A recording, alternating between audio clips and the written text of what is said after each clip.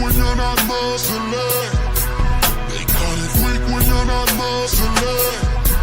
They call it weak when you're not muscling. They call it weak when you're not muscling.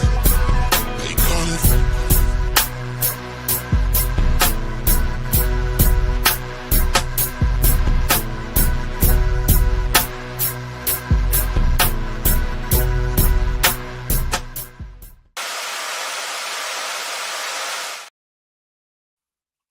What's up, sports fans? This is FanDuel Zaya coming to you live with another episode of 12 Roads to a Title.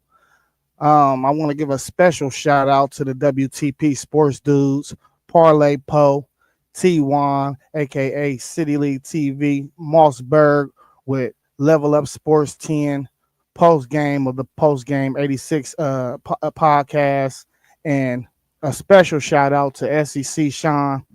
This is a bittersweet episode today, as y'all know. Last week, if you were tuned in with the pre-recording that we dropped last Monday, SEC Sean was a part of this. I don't know if he's going to be able to make it today. He's going through some family issues, so just keep him in your prayers as we get this kicked off. Keep him in your mind, him and his family, man. But SEC Sean, if you're watching this, we love you, man. We here for you, man, and just keep it pushing, man. You know, stay strong out there. You know, times like this, they can be rough, but you got some support behind you. So please keep him in y'all's prayers. This week, we seen an explosive weekend of college football. I don't think nobody coming into the week felt like we were going to see the things that we saw this weekend, and it was a wild weekend. If you're a college football fan, man, you had to really enjoy the explosions that you seen. We thought we were just going to skip through this week. We didn't think it was going to be too much shaking up, but we seen 3 ranked teams fall to unranked opponents this week. So I think that's just the state of college football that we're in today. And with this NIL era, you're seeing a lot of teams have the talent that they shouldn't have on their roster. You know, the biggest game that we seen this week that shook up the rankings was that Penn State game. I mean, the Texas-Florida game was a close call to that statement I made as well. But one thing about it is some people picked Florida to win that game. So that's why I said Penn State, UCLA. Nobody's seen that coming. That was a total left curveball came that somebody knocked out the park into left field, literally. So when you see these rankings, me and SEC Sean spoke about this last week. These rankings can be totally different. You know, we're trying to project week by week of what we think is the current state right now. Well, that's at least mine. SEC Sean, he more projects of what he thinks is going to be finalized when we do get to the point later in the year. I do mine based more off of week to week. So when you see these rankings, you'll understand and you'll see the actual effect that college football and a lot of these teams that were highly ranked teams dropping. You'll see the effect on these playoff projections from my side of the projections for college football this year. Let's start with a quick note before I reveal my bracket. I just want to tap into a wild card. My wild card is always going to be Notre Dame. You won't see Notre Dame in this nowhere on this list, on this board of mine. But Notre Dame is a wild card because if they continue to win, they will get in. As long as they just win by 1 point each week, they will be in. The brand is too big. It was an ugly game Saturday, but and they covered. I think they covered the spread. It was 19.5. I think somebody said it was 21.5 to end with. So if you caught the spread at 21.5, you probably didn't hit on that. but they covered the original line that I caught it at, which was 19.5. So they covered their spread. They did what they were supposed to do. 20 penalties in the game, just a horrible ref game. I know post game mentioned that crew should have been investigated because it was such a poorly ref game in his opinion. But Notre Dame, without further doubt, is my wild card. I just think the brand is there. Possibly their best win by the end of the season will be a solid USC football team if they continue to win. I think they still might play NC State or somebody. I ain't got the schedule pulled up in front of me, but that's without a doubt a wild card for me. So let me talk about my first four teams that I have listed as out at the current moment. First, I got Georgia, still right, first team out, still right side on the outside looking in. And just to follow that up, Tennessee, I have two SEC teams right on the outside looking in. And the reason why I had those guys there for the current moment is because I looked at my bracket last week and I thought to myself, Zaya, you know the committee not going to put in but a certain amount of teams. So this week, what I had to do is break it down and categorize how many teams I feel like the committee will put in.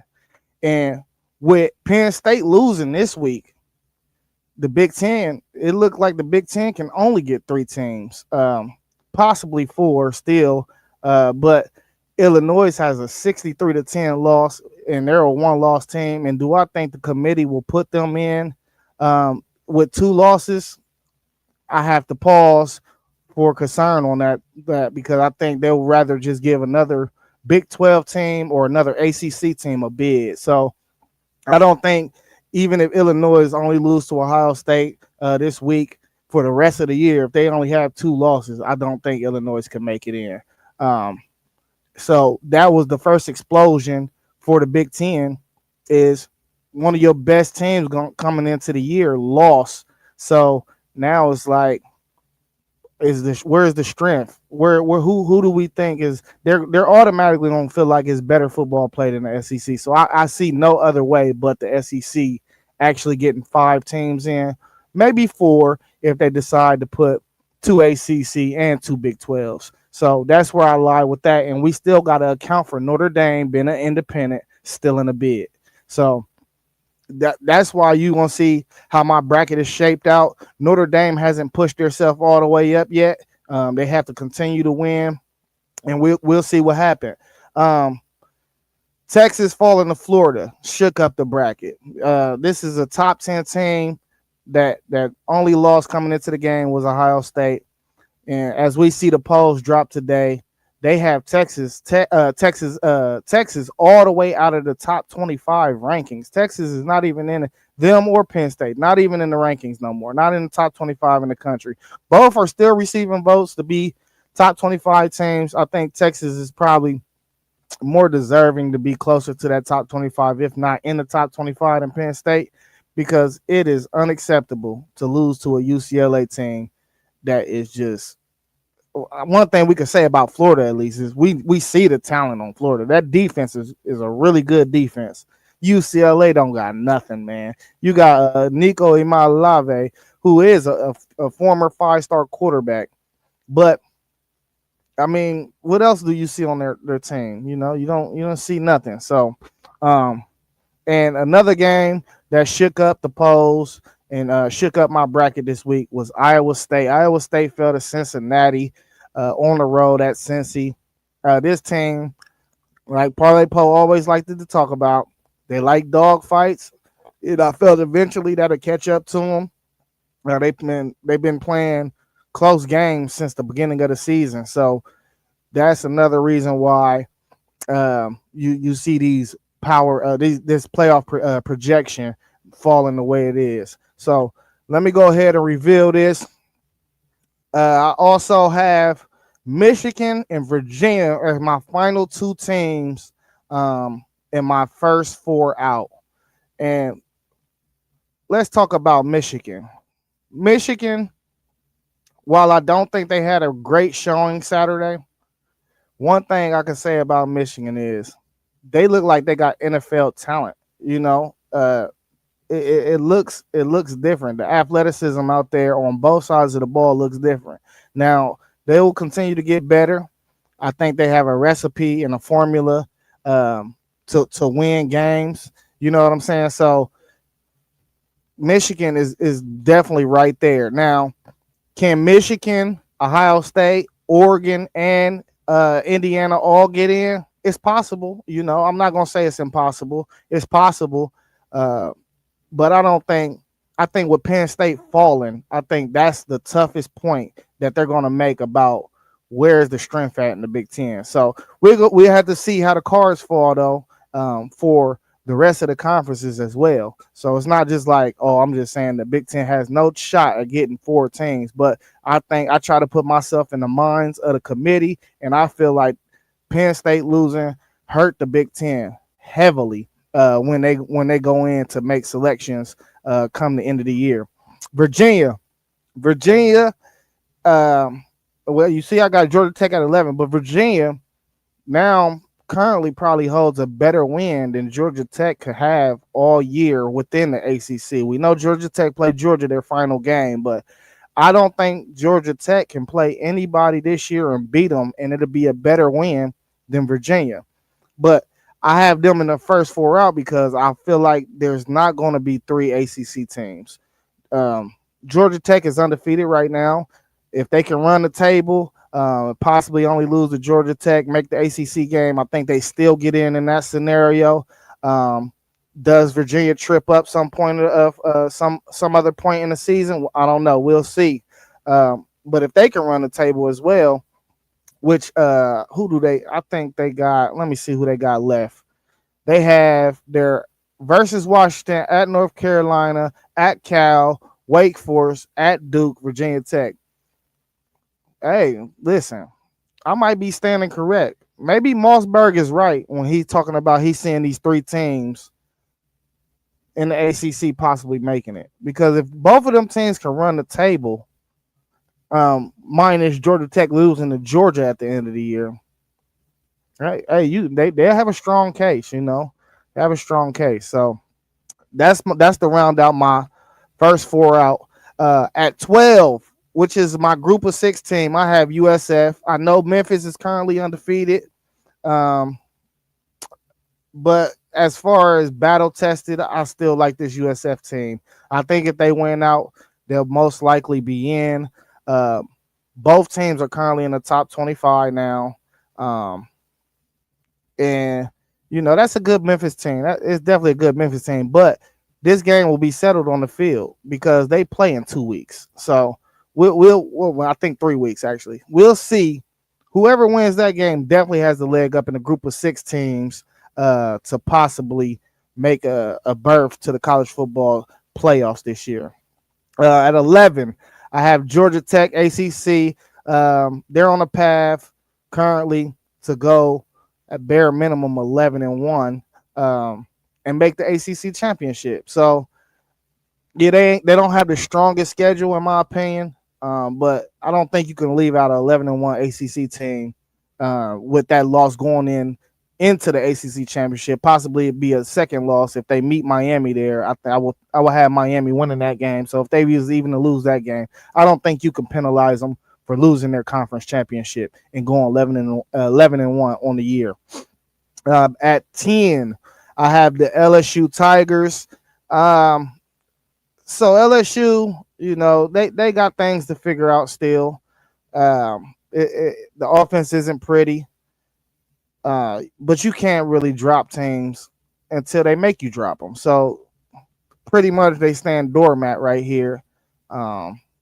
And I just don't feel like you could drop them right now. You're going to see a lot of shakeup in the SEC, though, because they're going to beat each other up. This is just what happened, And LSU, they were idle this week, so dropping them didn't make sense. So that's why they're still right here at the 10 spot for me. At 9, Bama. Bama took a leap for me this week. They were out last week. They were part of my first 4 out. Ty Simpson, Bernard, Williams, Horton. They got Jam back. Jam looked healthy. Man, Ty Simpson is probably the front runner for the Heisman at the current moment. I really wouldn't say, well, he's in the Heisman talks. Let's say that. I won't say he's the front runner because really I didn't think it was no front runner until John Mateer went down. John Mateer was a front runner for me because he was carrying basically a team that I felt like didn't have a lot of pieces around him. I'll speak about Oklahoma when we get there because they are idle too. But when we get to that point, I'll speak about those guys as well. But Bama just looks like they done found their groove with Kalen DeBoer. I was definitely one of them people that's saying maybe we need to fire, or maybe they need to fire Kalen DeBoer over there because it don't look right when they go on the road. But what a good win they had this weekend. They got some payback on Vandy at home.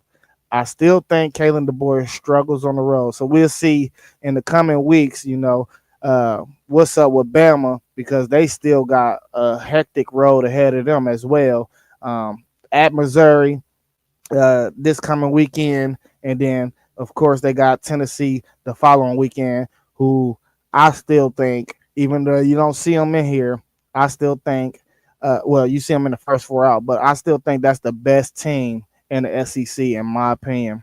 I just think that they haven't been healthy. Once they get healthy, I think they'll be all right. At number 8, I have Indiana. Indiana still super explosive to me. This is not the same Indiana team we seen last year. It's just simple as that. But they have a monster game against Oregon this week, and I think we'll get more information. Play Iowa. They play Iowa, beat Iowa their last outing.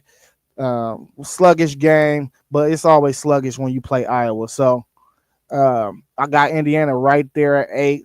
I think I had them at 9 last week. They moved up because a lot of the movement that happened this past weekend with some teams dropping games. So Indiana is my number 8 team in this section. Number 7, I got Texas Tech. Texas Tech was in my 8 slot last week. I think this team was just going to keep winning and just keep moving up as time go. I could see Texas Tech possibly getting a first round bye, because I don't think they're going to lose. So if people ahead of them keep losing and they keep winning, they're just going to keep moving up, in my opinion. And that's an explosive offense. That front 7 on that defense is real. It looked like Big Ten SEC, and that's just simple as you can put it. It's explosive. It's nothing, and nobody in the Big 12 can handle that. It's just a totally different caliber of player that they have on that, the offensive line too, not just the defensive line, the offensive line as well. Them dudes is built for the SEC and the Big Ten. Literally, you do not see that type of football being played in the Big 12. So I got them at 7, and I'm telling you, they're going to keep moving up. 6, we got Ole Miss, Mississippi. I said it last week. They have the most manageable schedule out of anybody in the SEC from here on out. They got Washington State this week. They're going to blow Washington State out of the park. I don't care who playing quarterback. Washington State is terrible this year. I don't see Washington State being able to do anything with them. And this is another team I feel like might just keep moving up because people in front of them are more than likely going to win. Now, they still got 2 real rugged games on their schedule. They still got to go to Georgia, still got to go to Oklahoma. So we'll see what happens in that game. Hopefully Mateer is back, so we can see good on good. We don't want to see nobody not healthy going into them games, to these big time games. We want to see what everybody looks like when they're the healthiest and what their best looks like. So Ole Miss is my number 6 team. Number 5, I got Oklahoma. What could we really learn this week? People might look at this and be like, "Oh, Zay, you still got Oklahoma, you're top 5." Oh, they played Kent State this week, and while I do think Hawkins probably still got some work to do as a passer, I got to see it against a big time opponent, which leads me to the Red River Shootout this weekend. And say what you want about Texas, this is a rivalry game. You better believe that Texas is going to give Oklahoma their best shot. Um, and they got dudes still on Texas, even though we don't like what we seeing out of Texas right now, and they just lost a crushing game. It's still a rivalry game, and you still got to go out there and bring your A game, or you're gonna lose. So let me see what Oklahoma looks like this week. With Hawkins behind the center. But one thing I know is that defense is real. They have a good defense, you know. Um, and that's something that you always really seen from Brent Venables. Brent Venables always has a good defense. You know, he's a defensive coach. So I got Oklahoma at 5. All right, my top 4. I kept it the same this week. Texas A&M, Miami at 3, Oregon at 2, OSU at 1. People might be like, "Oh, Miami should jump. Maybe Oregon, maybe even get consideration for 1." I kind of just don't see it that way. I'm more in the realm of teams have to lose, man. You don't just drop a team because somebody else behind them won a game. You don't do that. They keep on shuffling up the rankings. Oregon beat Northwestern a couple of weeks ago only by 20 points, and they dropped them, and then they jumped them right back up after they beat Penn State. Now we're learning that Penn State win might not be real, you know. So, and that they took them in overtime, but Oregon went on the road in a whiteout in one of the toughest environments in the country, playing a whiteout game at Death Valley at night. You know what I mean? Like one of the toughest games. So that's my top 4. Texas A&M at 4. Marcel Reed. I like the defense. I think they can win games multiple ways. 3 Miami, 2 Oregon, and 1 Ohio State. Ohio State is definitively the best team in the country to me. But I can say this. I think Ohio State, Oregon, and Miami is in a tier of their own right now. I think any of 3 of them teams really can win it all. I will be surprised if one of them teams doesn't win it this year. Just thus far from what I've seen this year, teams still got plenty of time to get better though. So don't take this and run with it, because by week 10 or 11, a lot of these teams can be different, you know. So, but them are clear cut the top 3 teams in the country. So I wouldn't have a problem with somebody arguing Oregon 1 or Miami 1. I wouldn't have a problem with it at all. But I will come back and dispute my own facts of why the Buckeyes should stay and be the number 1 team in the country. Now, let's just do a little progression like we did last week. We're going to start with the 12-5 game. Oklahoma and USF. USF will be traveling to Oklahoma to Norman to play the Sooners. With a healthy Mateer, I see it's no way that USF will probably beat them. Not well. I lied. That USF team is tough. I think they'll try to give them a fight. But that very well can change with USF. It could be Memphis. It could be anybody else. Honestly, but I don't know. With a healthy Mateer, man, Mateer just so dynamic. I think they'll get a win. I don't even think it'll be a crazy blowout. It'll probably be by like 17 points, but not crazy. And that'll set up a matchup with 5 and 4 Oklahoma and Texas A&M. But let me go ahead to the Bama Indiana game. In Indiana, Bama, that will be a fun game this year. I honestly feel like it will be a fun game. Man, I'm gonna go Indiana in that game. I think Indiana beats Bama, especially if it's played in Indiana, because I gotta take the weather as a factor. Indiana has an experienced defense. They even have an experienced offense. Mendoza, the quarterback. I think he's kind of going under the radar, even though you see a lot of NFL scouts talking about him possibly being a number 1 pick. You see some people saying Mendoza. You see some people saying Dante Moore of Oregon. But man, I'm telling you, this is not the same Indiana team. They fixed their offensive trenches and they already kind of really had solid dudes on the defense in the trenches. I think they can stand up with anybody in the country just about. And I'm gonna take Indiana at home if they have a home game against Bama. Uh, the 11-6 matchup, Georgia Tech will be traveling to Mississippi. Um, so in this scenario, I had Ole Miss kind of making it to the championship last week. Y'all can also go to any one of the channels at the bottom and check out that podcast and see what kind of the difference is. But Georgia Tech and Haynes King, I think Haynes King just has a will to win. I feel like he could go in there and upset Ole Miss. I don't think the moment to be too big for him. As we see him go into like 4 overtimes with Georgia last year. I think Haynes King can get him one right there. So I would pick the upset in that game in the 11-6 matchup. We're gonna move on to the 7-6 matchup, Texas Tech LSU. Man, I'm real high on this Texas Tech team. I think their front offensive line and their offensive line and their defensive line are SEC and Big Ten worthy. So I don't think they'll be outmatched in this game at all. The freshman Hammond came in, been balling. You got Eakin. You got so many explosive receivers on that team. For real, they got about 4 receivers. I think they're comfortable with. You just see explosion. Now that secondary to me is not the best. I think the secondary can be had if you can figure out how to scheme and block that defensive line. But that's a big if, because they setting up packages to where they might blitz 5 and you a 1-on-1 across the line, and you got somebody gonna win. It's just like what you see kind of sort of with the Packers in the NFL right now. One of them dudes is just gonna win, and that's what's been going on this year.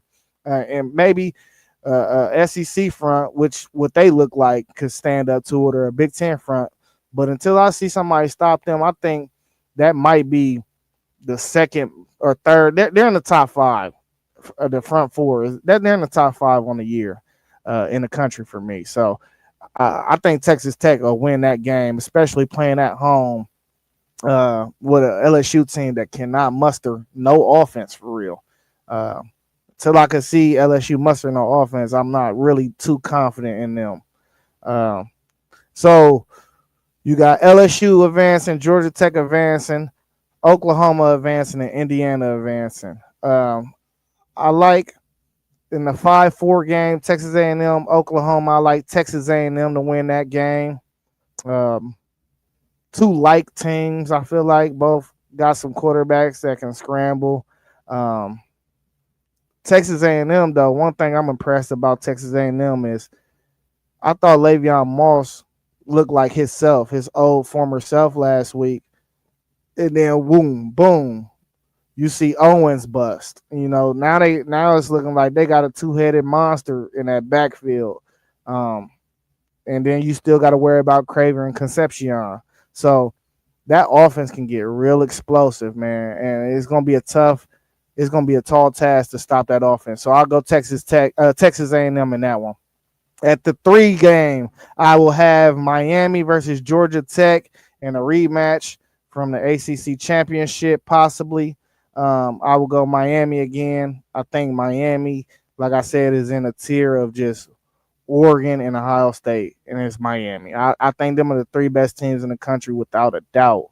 And I don't even think it's like really close. I think like the next tier of teams, 4 down, it's like a noticeable separation.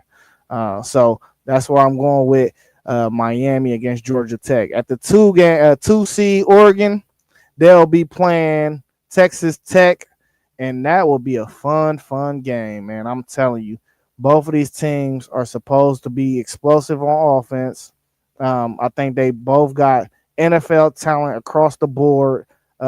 Texas Tech more so on the defense. Texas Tech do got a nice tight end, though. I cannot think of his name right now, but that tight end is nice. If y'all haven't checked that out, if y'all haven't checked out Texas Tech, period, y'all need to go check them out as soon as possible. I think they play. Who do they play?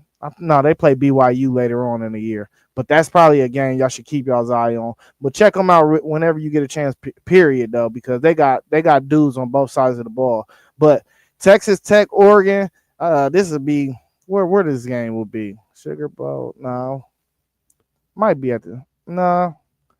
I don't know where this game will be. It might be at the Sugar Bowl, but Oregon, Dante Moore. They got explosives on offense. DeCorian Moore. They got an NFL defensive line. Um, Oregon is impressive to me. I thought Dante Moore showed that he's probably the best quarterback in the country when they went to Penn State. Uh, just because of the environment, he didn't look like the environment sped him up none. He didn't. It didn't affect him at all. He made plays when he had to, and really, if you watch that game, Oregon really kind of controlled that game. Penn State couldn't do nothing on offense in the first half, and when Oregon kind of figured out how to move the ball, it kind of became an easier game. It's like at one point in the second half, usually like, yeah, Oregon gonna win this game, you know. So I will have Oregon advancing. Ohio State, Indiana. This game wouldn't look nothing like it looked last year when my Buckeyes played Indiana. Indiana came into the shoe, and we won 35-13. I don't think this game will be. This will be a tougher bout. I'm talking about like maybe 21-6. I think it'll be a low scoring game, just Big Ten football going on, and I think the Buckeyes will have too much for them though. At the end of the day. You know, Julian Sayin, I mean, if you watched him this weekend, it's like he's the most accurate quarterback in college football. It's not even close. I wanted to see the handcuffs come off, and they came off, and we seen exactly how explosive our offense can look. And Rob, Mr. WTP Sports Dude himself, you know what I mean? He would say it was only because Minnesota, but regardless of who the opponent was, you still got to go out there and do it. And he just been super accurate all year long. Even in our other two games, Washington and Texas, that I thought was quality opponents, he was super accurate. I just felt like the handcuffs came off of him this weekend, and they let him put a little explosion out there on the field. So I'll take Ohio State in a matchup with Indiana. Maybe we might see these teams. It's possible we could see them in a Big Ten championship, depending upon the outcome of Oregon and Indiana this weekend, and we'll see. So that will leave us with Ohio State versus Texas A&M and Oregon, Miami. Man, it's looking like the top 4 seeds right here. I do think this will change. Like I said, this can change week to week. I think eventually Texas A&M will lose, and they won't be in that 4th spot. I really don't see Miami or Ohio State losing. And like I said, Oregon, Indiana, that can possibly go any way this weekend. We'll see.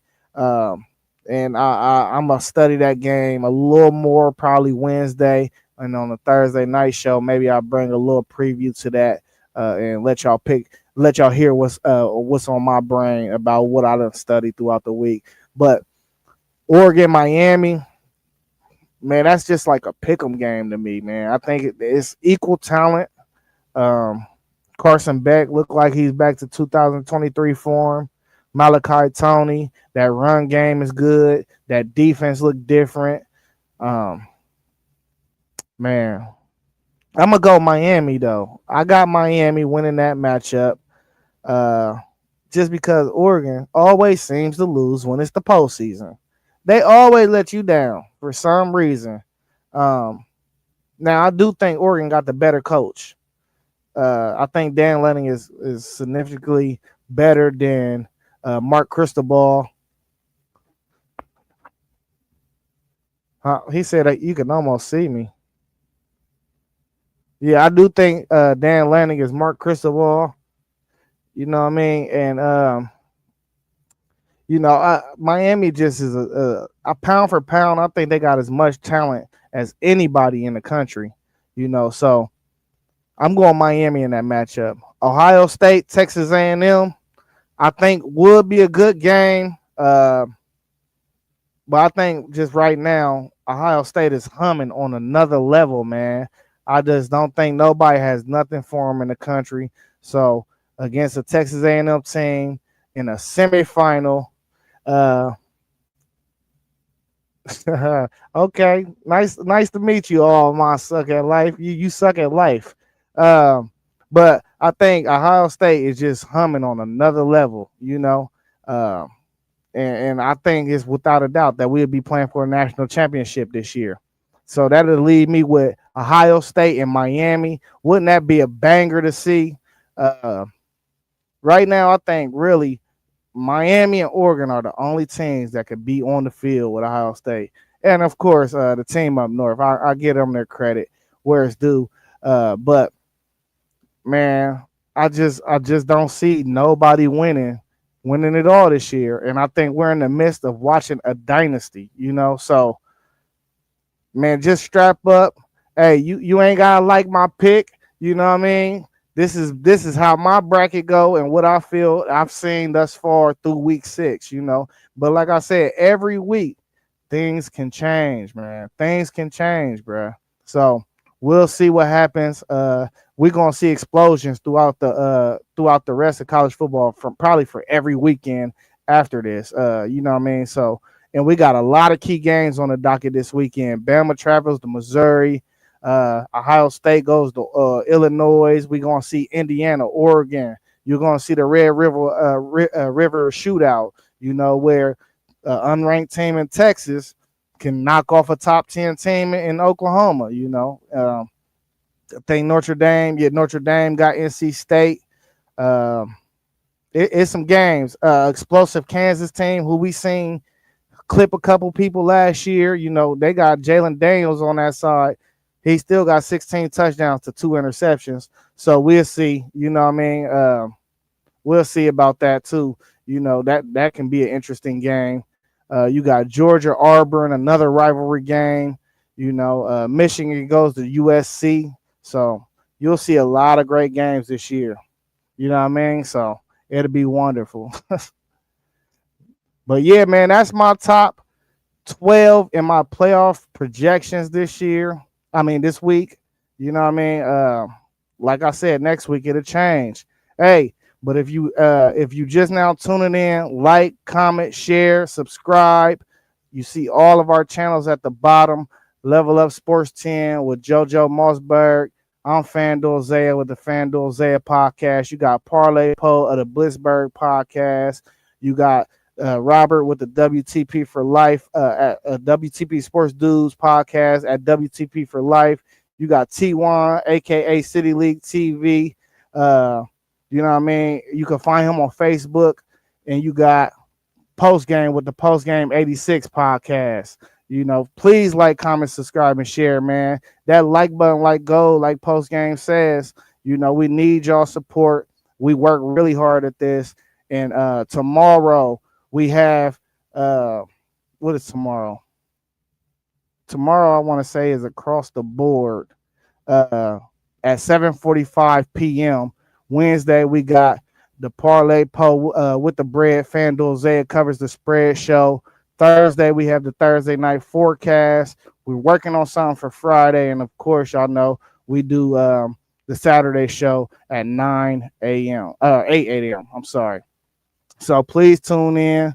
You know what I mean? Like, comment, subscribe. And y'all know what we say when we done. Peace.